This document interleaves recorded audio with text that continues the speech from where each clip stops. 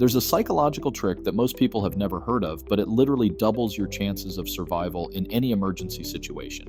It's not about physical strength, it's not about having the right gear, and it's not about being in the right place at the right time. It's about understanding how your mind works under stress and using that knowledge to your advantage. I'm talking about what psychologists call pre-visualization or mental rehearsal. It's the practice of imagining yourself successfully handling emergency situations before they actually happen. When you do this consistently, your brain creates neural pathways that make you more likely to respond effectively when real emergencies occur. Here's what most people don't understand about crisis situations. When disaster strikes, your brain goes into survival mode. Your thinking becomes simplified, your options seem limited, and you tend to default to whatever responses you've practiced most. If you've never practiced handling emergencies, you'll likely freeze up, panic, or make poor decisions. But if you've mentally rehearsed successful responses, you'll automatically default to those behaviors. Let me give you a real-world example. Airline pilots spend hundreds of hours in flight simulators, practicing emergency procedures over and over again. When a real emergency happens, they don't have to think about what to do. They just follow the procedures they've practiced. This is why airline accidents are so rare, and why pilots can successfully handle situations that would be impossible for untrained people. The same principle applies to survival situations. When you've mentally rehearsed how to handle a house fire, a natural disaster, or a medical emergency, you're much more likely to respond effectively when those situations actually occur. Your brain has already created the neural pathways needed for effective action. This is exactly what I teach in When All Hell Breaks Loose, Stuff You Need to Survive When Disaster Strikes.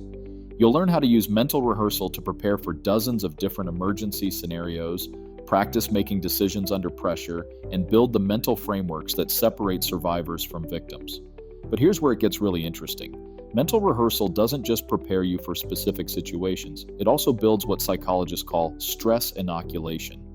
When you regularly imagine yourself handling high-stress situations successfully, you become more comfortable with stress overall. Your tolerance for uncertainty increases, your ability to think clearly under pressure improves, and your overall confidence in handling emergencies grows. The key is making your mental rehearsal as realistic as possible. Don't just imagine everything going perfectly. Instead, imagine things going wrong, complications arising, and having to adapt your plans on the fly.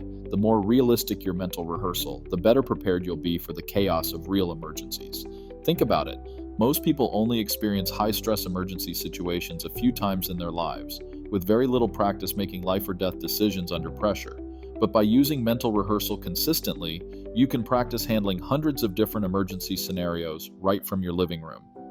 Most survival guides focus on physical skills and equipment, overlooking the critical mental preparation needed. They might teach you how to start a fire, but not how to stay calm when everything goes wrong.